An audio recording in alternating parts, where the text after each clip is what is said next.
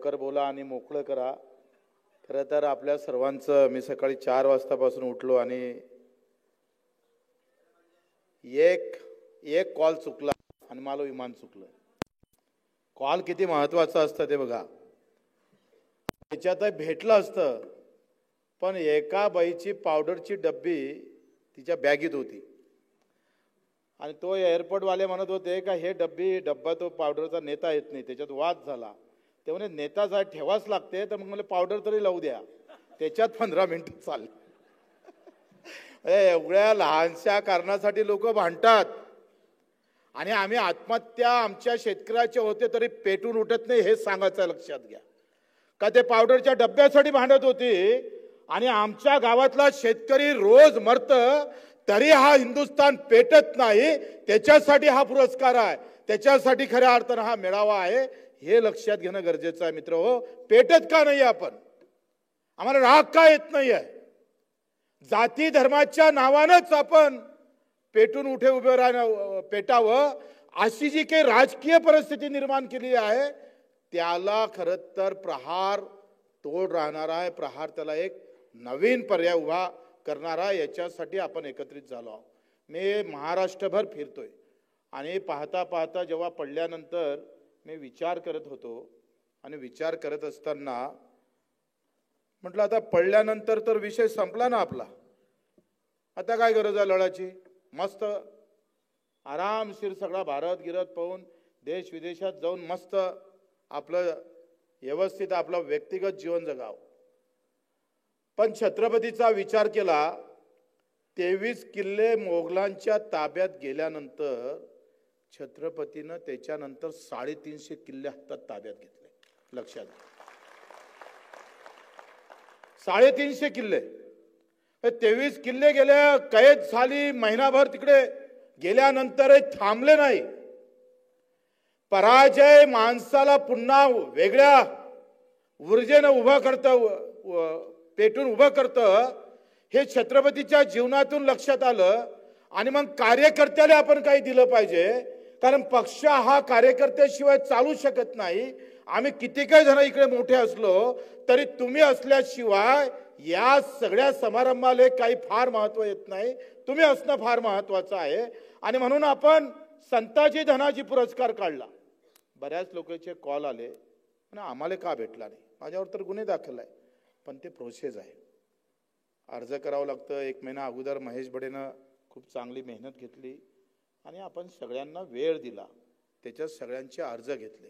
काही लोकांना फक्त अर्ज केला, माहितीच भरली, बाकीचं काहीच दिलं नाही. पण आता सगळ्यांनी काही लोकांना जेव्हा पुरस्कार भेटायला लागले तेव्हा प्रत्येकाला वाटलं अरे यार मी बसलो असतो त्याच्यामध्ये, मी पण त्या लाईनीमध्ये मला पण पुरस्कार भेटला असता. विषय पुरस्कार पुरता मर्यादित विषय नाही आहे, लक्षात घ्या. पण ज्या कार्यकर्त्यावर कधी आम्ही पाहतो शाबासकीची आपण थाप देत नाही, त्याला पुरस्कारित करत नाही, तोपर्यंत त्याचं महत्त्व आपण पाहतो संघटनेमध्ये येत नाही.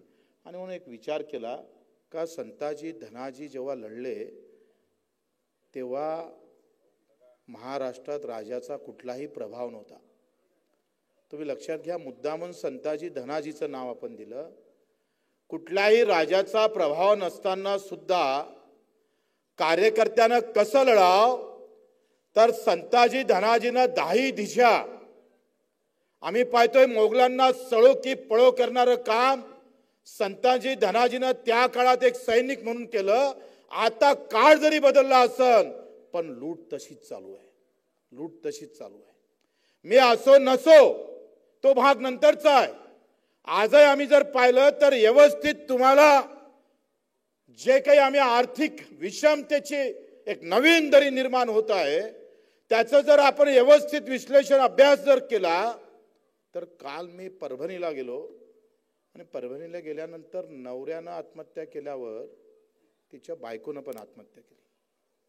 ते तर वाईट वाटलं. पण त्याच्यापेक्षा वाईट असं वाटलं होतं का तिच्या पोटात 7 महिन्याचा गर्भ होता. ती 7 महिन्याची गर्भवती होती आणि 7 महिन्याची गर्भवती महिला नवरा आत्महत्या केल्यानंतर ती लगेच त्या दिवशी आत्महत्या करतं.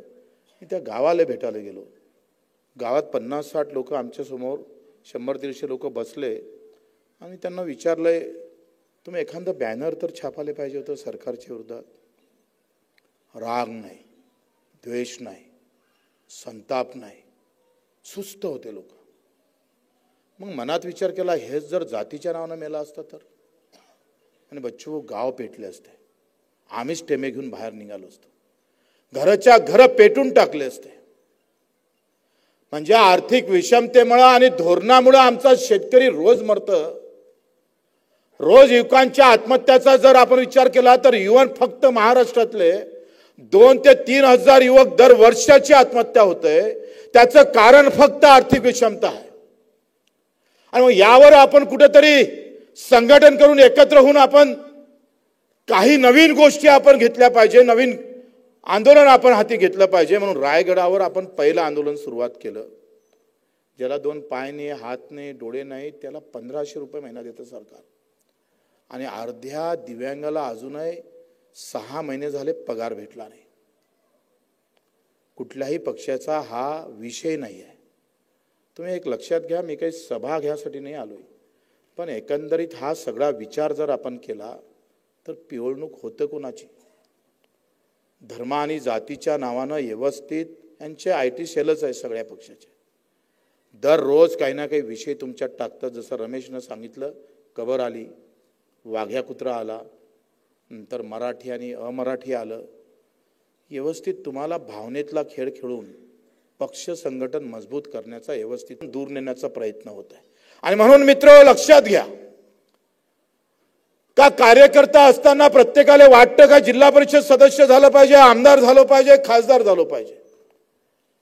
पण आम्ही सगळ्यांना ठरवलं पाहिजे का पद हे राजकारणातलं बोनस समजाव आणि काम म्हणजे आयुष्याची खरी लढाई समजलं पाहिजे. तरच बदल झाल्याशिवाय राहणार. आम्ही लक्षात घेतलं पाहिजे का फक्त राजकारण आणि काम बोनस मध्ये करायला लागलो तर काम होणार नाही.